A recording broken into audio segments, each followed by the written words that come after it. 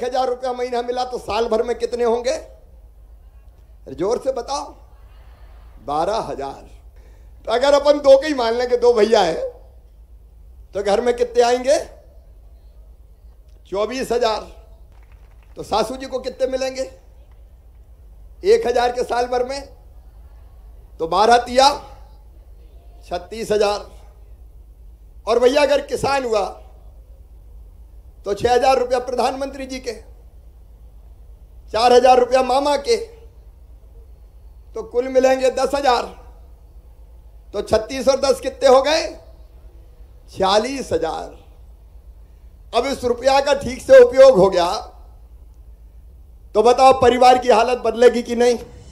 बुरहानपुर में मुख्यमंत्री शिवराज सिंह चौहान ने कुछ इस तरह से अपनी सरकार की योजनाओं के फायदे गिनाए कि अब शिवराज सरकार की यही योजनाएं 2023 के चुनाव में कांग्रेस के लिए सबसे बड़ी चुनौती बन सकती है, क्योंकि शिवराज सरकार ने योजनाओं के जरिए घर घर में पैठ बनाई है और लाखों हितग्राहियों के रूप में एक बड़ा समर्थक वर्ग तैयार किया है। फिर चाहे बात लाडली बहना योजना की हो या लाडली लक्ष्मी योजना की। इतना ही नहीं, संबल योजना और मुख्यमंत्री कन्यादान योजना का फायदा तो पिछले कई चुनावों में देखने को भी मिला है। अब बीजेपी दावा कर रही है इन्हीं योजनाओं का फायदा उसे आने वाले चुनाव में मिलेगा। विभिन्न योजनाओं के माध्यम से जन्म के पहले से लेकर मृत्यु के बाद तक की योजनाएं बनाकर जनता की भलाई के लिए काम हुआ है और वो स्पष्ट दिख रहा है। रोटी कपड़ा और मकान के साथ साथ अन्य सुविधाएं देने के लिए विभिन्न योजनाओं के माध्यम से सरकार ने लगातार काम किया है।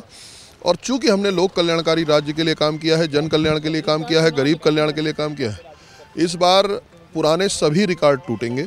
भारतीय जनता पार्टी इस बार सर्वाधिक सीटें जीतने वाला दल रहेगा। असली चुनौती तो कांग्रेस के सामने है। हितग्राहियों की बड़ी संख्या के आगे कांग्रेस के मुद्दे कितने टिक पाएंगे ये कहना मुश्किल है। कांग्रेस बीजेपी सरकार की योजनाओं को कैसे काउंटर करेगी ये भी बड़ा सवाल है। फिलहाल कोई ऐसी रणनीति नजर नहीं आ रही जिससे कांग्रेस शिवराज सरकार की योजनाओं का काट कर सके। हालांकि कांग्रेस का दावा है कि जनता कांग्रेस का ही साथ देगी। ये समझ गए कि इनकी नीतियाँ इतनी वाहियात हैं, ना नौजवान खुश है, ना किसान खुश है, ना महिला है। वोट खरीदने की कोशिश, हम विरोध नहीं कर रहे, हमारी बहनों को पैसा मिले। लोगों को सब्ज बाग दिखा के अभी लाडली बहनी योजना 1,000 डालेंगे, 12,000 हर साल, 2-2.25 करोड़ महिलाओं को देने का वादा किया। जो मास्टर स्ट्रोक समझ रहे हैं ना, उल्टा इसके सर पे पड़ेगा। बीजेपी लगातार ये आरोप लगाती रही है कि 15 महीने की तत्कालीन कांग्रेस सरकार ने बीजेपी सरकार की जन कल्याणकारी योजनाओं को बंद कर दिया था, लेकिन कांग्रेस इन आरोपों को नकारती रही। जाहिर है कि लाडली लक्ष्मी योजना और संबल योजना बीजेपी सरकार के लिए गेम चेंजर साबित हुई है। शिवराज सिंह की मामा वाली छवि गढ़ने में इन योजनाओं का अहम रोल रहा, लेकिन अब कांग्रेस के सामने मुश्किल ये है कि वो बीजेपी की इन योजनाओं का मुकाबला कैसे करे, और वो भी तब जब विधानसभा चुनाव को कुछ ही महीने बचे हैं।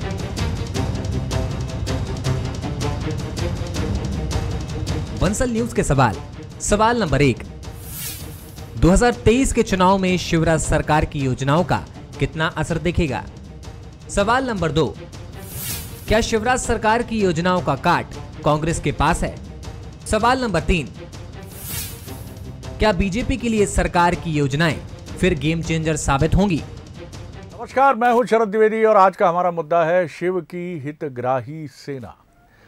जिन लोगों की राजनीति में रुचि है और जो देश के राजनीतिक इतिहास को पढ़ते और समझते हैं, खासतौर से अखिल भारतीय सेवाओं की या राज्य प्रशासनिक सेवाओं की तैयारी करने वाले युवा और इसी के साथ राजनीति में गहरी रुचि रखने वाले मिडिल एज्ड, उन्हें ये पता होगा कि पश्चिम बंगाल में 25 साल मार्क्सवादी कम्युनिस्ट पार्टी की सरकार रही। ज्योति बसु एक ऐसा चेहरा थे उस समय जिनकी चर्चा सिर्फ देश में ही नहीं बल्कि देश के बाहर भी होती थी। और 25 साल यानी रजत जयंती सत्ता की, हालांकि ये रजत जयंती बीजेपी की गुजरात में भी हो चुकी है। तो ये जो रजत जयंती मनाई मार्क्सवादी कम्युनिस्ट पार्टी ने, माकपा ने, उसके पीछे एक बड़ा कारण माना गया कि उसने भी एक हितग्राही सेना तैयार की थी पश्चिम बंगाल में, और इसका सबसे बड़ा साधन और कारण बना था पीडीएफ, सार्वजनिक वितरण प्रणाली।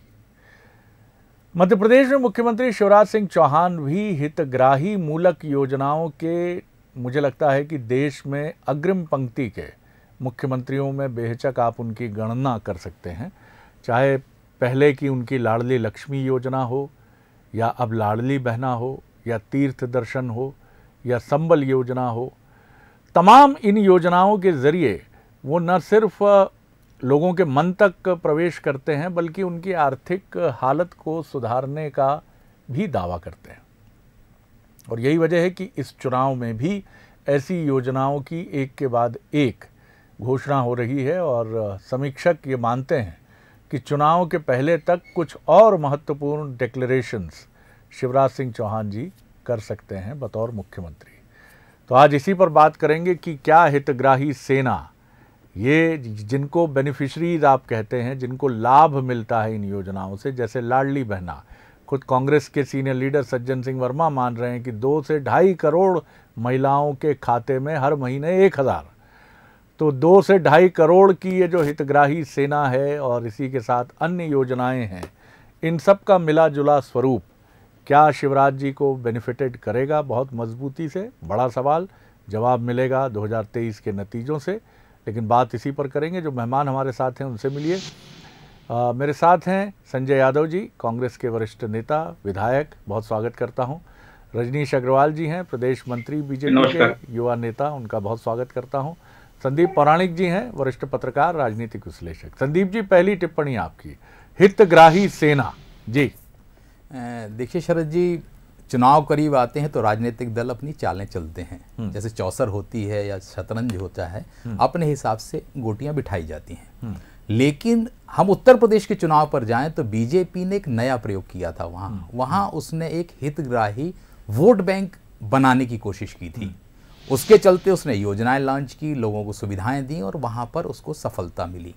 मुझे लगता है कि मध्य प्रदेश में भी शिवराज सिंह चौहान के नेतृत्व में जो सरकार चल रही है, वो एक सेना जिसको आपने नाम दिया हितग्राही, वो लाभार्थी वोट बैंक तैयार करने की कोशिश हो रही है। जैसे कहा जाता था कि आदिवासी वोट बैंक है, दलित वोट बैंक है, अल्पसंख्यक वोट बैंक है, तो ये नए तरह के वोट बैंक को तैयार करने की कोशिश है और ये राजनीतिक दल है तो वो प्रयास कर रहे हैं। जहां तक बात है लाडली बहना की, तो आज 50% आबादी वोट बैंक है जो, उसको सीधे लाभ पहुंचा रहे हैं आप। दूसरी तरफ आप बुजुर्गों की भी बात करें तो योजनाएं इतनी है कि आपने कोशिश ये की है कि 100% जो वोटर है उस तक हम पहुंचे, अपनी योजनाओं का लाभ दें। लेकिन साथ में शरद जी एक चीज और है कि चुनौती भी कम नहीं है। क्या आप जो घोषणाएं कर रहे हैं इनको अमली जामा पहना पाएंगे जमीन पर, या जो समस्याएं हैं, जो चुनौती हैं आम जनता के सामने, चाहे महंगाई की हो, बेरोजगारी की हो और चीजों की हो, उसका मुकाबला क्या ये योजनाएं कर पाएंगी?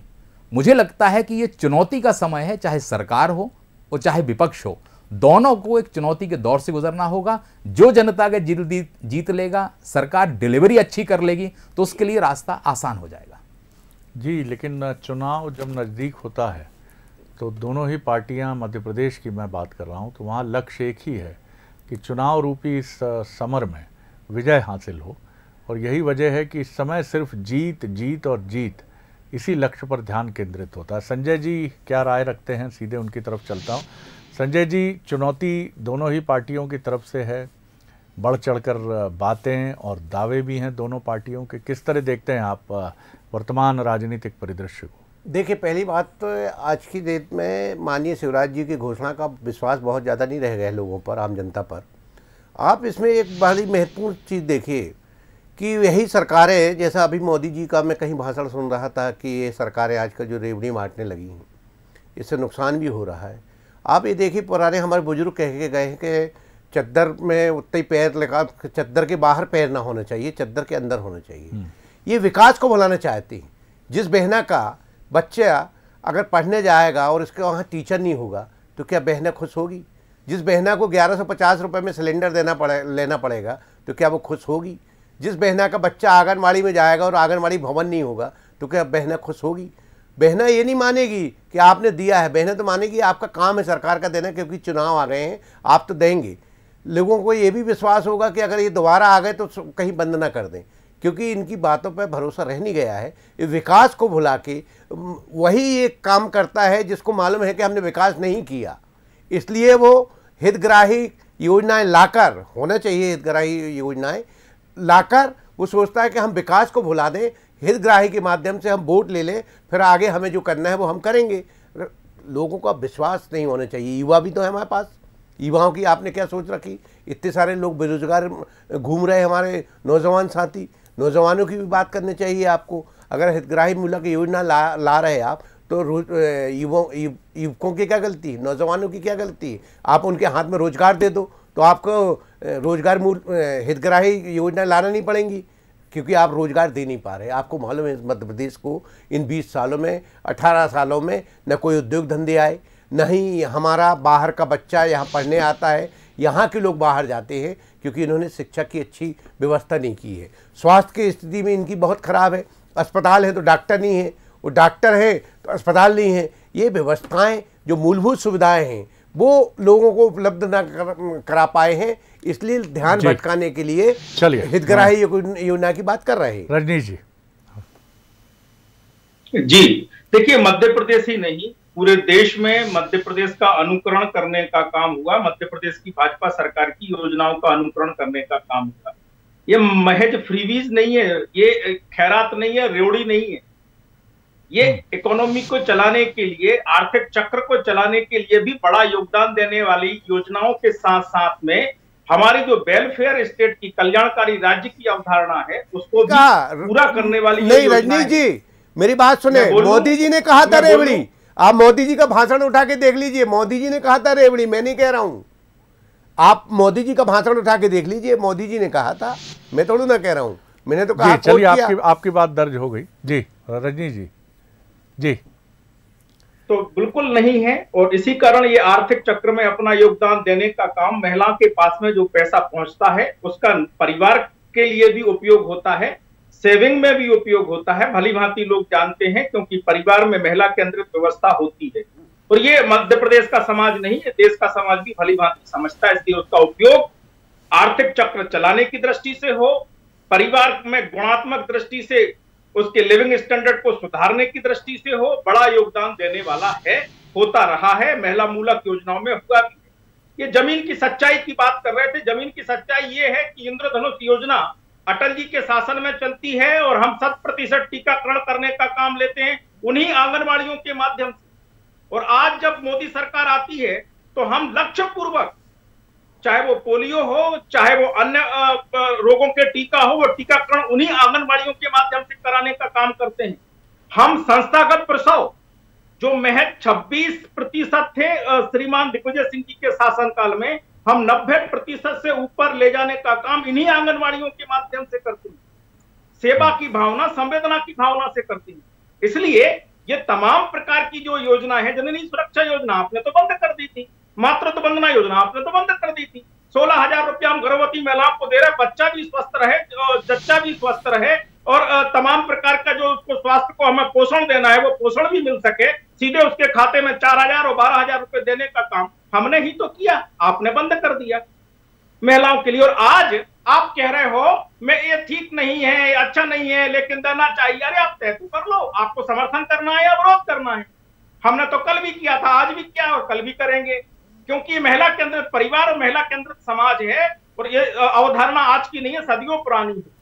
और यही जमीन की सच्चाई है श्रीमान। जमीन में लोग काम बहुत करते हैं, लेकिन जमीन को पढ़ने का काम, सामाजिक अध्ययन करने का काम, जो पूरी राजनीति का पैराडाइम शिफ्ट हुआ है, उसके तहत अपनी भूमिका लेने का काम एक दल के नाते भी, सत्तारूढ़ दल के नाते वो जिन्होंने नहीं किया वो बाहर हो गए, शासन सत्ता सरकारों से बाहर हो गए। ये माहौल बहुत अलग प्रकार का है। उसी तरह पे हमें रोजगार भी, आप ये बात कह रहे थे कि उद्योग धंधे रोजगार की, 2020 के बजट सत्र में और 2019 के बजट सत्र में स्वीकार करने वाली कमलनाथ सरकार लिखित में कि इतना इन्वेस्टमेंट जमीन पर साकार हुआ और रोजगार देने का काम शिवराज सिंह चौहान जी की सरकार ने किया। मैं लौटता हूं आपकी तरफ। संदीप जी, इससे इनकार नहीं किया जा सकता कि इस तरह की योजनाएं बहुत परिवर्तनकारी होती हैं।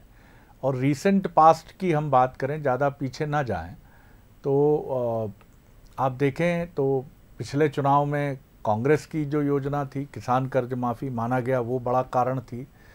दिल्ली में आम आदमी पार्टी के लिए माना जाता है कि वो जिन इश्यूज़ को लेकर, बिजली का विषय हो, स्वास्थ्य का हो, शिक्षा का हो, उन जिन विषयों को लेकर वो एक सब्सिडी बेस्ड योजनाओं के साथ सामने आती है। अब मध्य प्रदेश में जैसा आपने भी कहा कि 50% आबादी को साधने की योजना है लाडली बहना। इसके साथ ही अब बचते हैं किसान, और किसान के साथ ही ट्राइबल पर बीजेपी का पूरा फोकस है ही। अब क्या आपको लगता है कि कुछ आने वाले वक्त में जो पॉलिटिकल ऑब्जर्वर्स मानते हैं कि किसानों के लिए भी इस बार बीजेपी के पास कोई पुख्ता उसके चुनावी घोषणा पत्र में कोई महत्वपूर्ण घोषणा किसानों से जुड़ी भी संभावित है?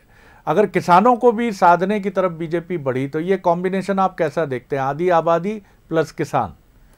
देखिए शरद जी, ये बात बिल्कुल सही है कि जब आप किसी कमज़ोर वर्ग को या ज़रूरतमंद को सुविधाएं देते हैं तो उसका झुकाव आपकी तरफ होता है, स्वाभाविक सी बात है। जब वोट करने जाता है तो वो आकलन भी करता है, राजनीतिक दल को लाभ मिलता है। आपने दिल्ली का उदाहरण दिया कि अरविंद केजरीवाल की सरकार कैसे बनी और किन तरह से चल रही है। मध्य प्रदेश में वोट प्रतिशत का अंतर शरद जी बहुत कम है, 0.5% पर रह जाती है बात। और ये जो योजनाएं हैं, देखिए किसान को अगर आपने कोई बड़ी योजना की घोषणा कर दी, मुझे लगता है कि जब आप सारे वर्गों के लिए कर रहे हैं, आधी आबादी पर आपका जोर है, आदिवासी पर आपका जोर है, तो किसान को आप कैसे छोड़ देंगे? देखिए प्रधानमंत्री सम्मान निधि दी जा रही है, राज्य सरकार भी निधि दे रही है, कोई ना कोई सरकार एक ऐसा फैसला करेगी जिससे किसान कर्ज माफी वाली बात कांग्रेस की जो थी उसे भूल जाए, उसे भुलाना पड़ेगा, तब किसान आपके करीब आएगा। मुझे लगता है कि आने वाले समय में ये हो सकता है। अगर ये एंगल बन गया, आधी आबादी, किसान, ट्राइबल, तो बीजेपी ये मान के चलती है कि जो और असंतोष है चीज़ों को लेके उसे काफ़ी हद तक कम कर दिया जाए, क्योंकि आप एक तरफ 5 किलो अनाज भी दे रहे हैं एक व्यक्ति को, वो भी आदमी को लाभ पहुंचा रहा है। जब व्यक्ति को लाभ मिलता है और ये चुनाव तक अगर सिलसिला चलता रहता है तो वोटर कहीं ना कहीं समीक्षा करता है और उसका लाभ बीजेपी को मिल सकता है। इसी दिशा में बीजेपी बढ़ रही है। बिल्कुल। और संदीप जी, ये भी नहीं भूलना चाहिए कि डबल इंजन का नारा रहता है अब बीजेपी का। तो केंद्र से आने वाले जो महत्वपूर्ण 2 नेता हैं, प्रधानमंत्री स्वयं और अमित शाह जी, ये भी अपने पिटारे में मध्य प्रदेश के लिए स्पेशल पैकेज, स्पेशल योजनाओं का कुछ जखीरा ये भी लेकर आएंगे, तो एक वो भी अट्रैक्शन इस चुनाव में होगा। तो कांग्रेस के लिए मजबूत चुनौती रहेगी इस चुनाव में। कमलनाथ जी बहुत चतुराई से आगे बढ़ने का निरंतर प्रयास कर रहे हैं और हमेशा वो पर्दे के पीछे तो नहीं, पर्दे के सामने ही रहकर, लेकिन बहुत ज़्यादा सक्रिय वो दिखते नहीं है सामने, लेकिन काम उनका पूरा बराबर चलता है, कोशिश उनकी भी चल रही। संजय जी, किस तरह से आप देखते हैं कि कांग्रेस क्या जवाब देगी? देखिए पहली बात, बात होती विश्वास की जी, और कमलनाथ जी के साथ इसलिए विश्वास है, जो बात आपने कही थी किसान कर्ज माफ़ी के साथ साथ 2-3 मुद्दे और ऐसे थे जो लोगों को दिल को छुआ था। चाहे बिजली बिल हाफ हो, 100 रुपये यूनिट बिजली का लोगों को बिल मिलता रहा, वृद्धावस्था पेंशन या कल्याणी पेंशन हमने 300 से 600 रुपये की थी और 1000 का हमारा लक्ष्य था। वही शिवराज जी ने 400 उसमें और बढ़ा देंगे, तो 1000 जो हमारी घोषणा थी अच्छी थी, इसलिए शिवराज जी ने स्वीकार की। दूसरी, हमारी कन्या विवाह के लिए पहले 27,000 रुपये का सामान मिलता रहा, हमने 51,000 रुपये देने का काम किया, 50,000 रुपये देने का काम किया। उस पर लोगों को विश्वास हुआ, शादियाँ हुई। आज शिवराज जी ने वही 51,000 शिवराज जी को भी करना पड़ा, क्योंकि कांग्रेस की योजना को उन्होंने स्वीकार किया और इन्होंने फिर सामान देना शुरू किया। लेकिन जब शिवराज जी को समझ में आया कि विधानसभा सत्र में उनके मंत्री ही बोल गए कि खराब सामान मिलता है, सामान मिलता है, फिर उन्होंने वही कमलनाथ जी की योजना को स्वीकार कर लिया।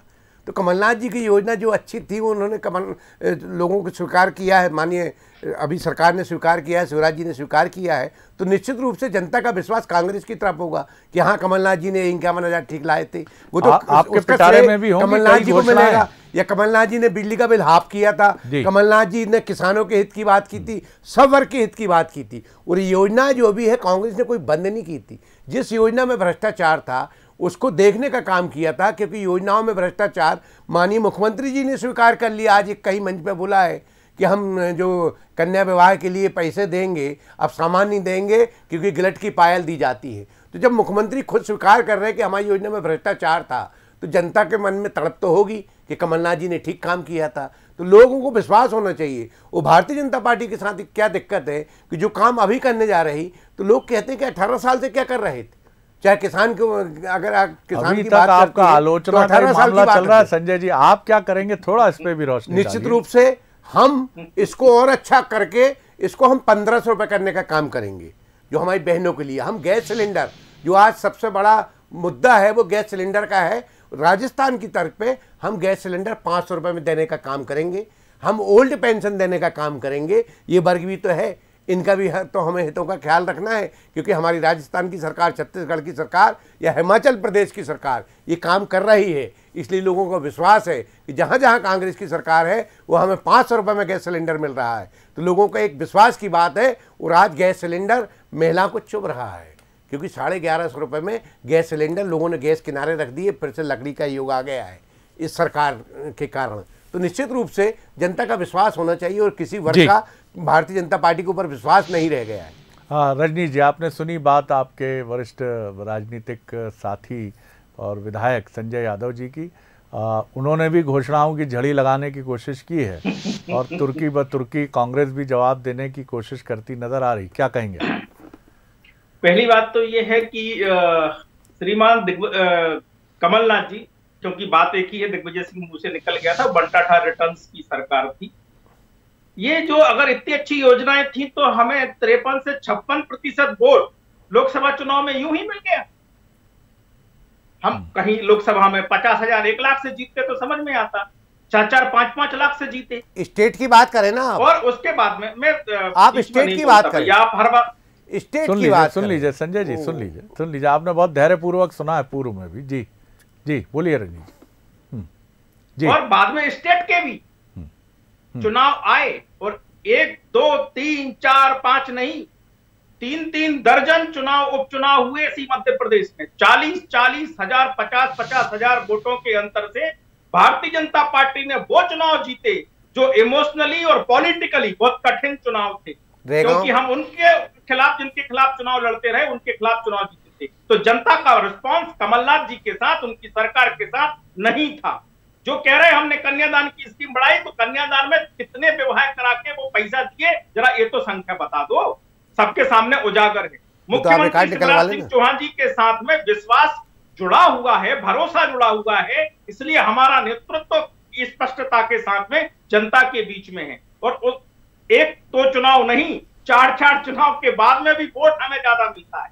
ये सामान्य बात नहीं है। इसलिए मैं बार बार कह रहा हूं कि समाज को जानने समझने का काम भारतीय जनता पार्टी ने संगठन और सरकार के नाते करके आगे बढ़ने का काम किया है और यह सार्थक सिद्ध हुआ है।